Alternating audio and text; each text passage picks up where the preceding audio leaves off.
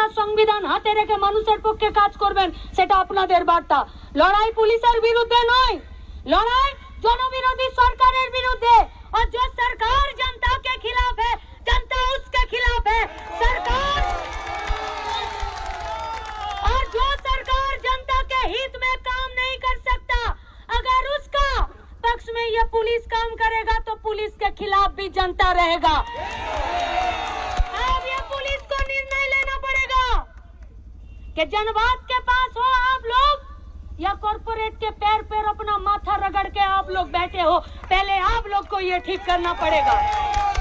वो 5 साल में सरकार 5 साल में आता जाता रहेगा, किंतु আপনাকে 60টা বছর পর ফাইল নিয়ে রিটায়ারমেন্টের পর পেনশনের জন্য দৌড়াতে হবে।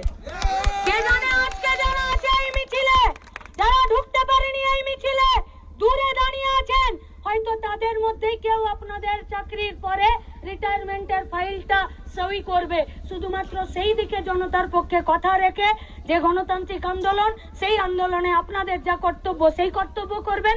জনগণ নিজেদের যে অধিকারের লড়াই, সেই লড়াই তারা করবে। যারা এসেছেন, যে সমস্ত কর্মীরা, কমরেডরা, কলিয়ারির মজদুররা, প্রকল্প কর্মীরা, শ্রমিক, কৃষক, ক্ষেত মজুর লাল ঝান্ডা ধরে আজকে যারা বস্তিবাসীরা উপস্থিত হয়েছেন, আপনাদের কাছে আমাদের পার্টির পক্ষ থেকে শ্রমিক, কৃষক, ক্ষেত মজুর, বস্তি, মহিলা সবার পক্ষ থেকে আমাদের একটাই আবেদন, वो लोग पार्लियामेंट में और विधानसभा में संख्या ज्यादा हो सकता है, কিন্তু রাস্তাতে চিরকাল মেহনতিদের সংখ্যাই বেশি থাকে।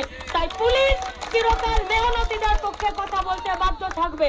দাঁড়ান, অপেক্ষা করুন, রাস্তাতেই ঠিক হবে আগামী রাস্তা কি হবে। ইনকলাব জিন্দাবাদ। ইনকলাব জিন্দাবাদ।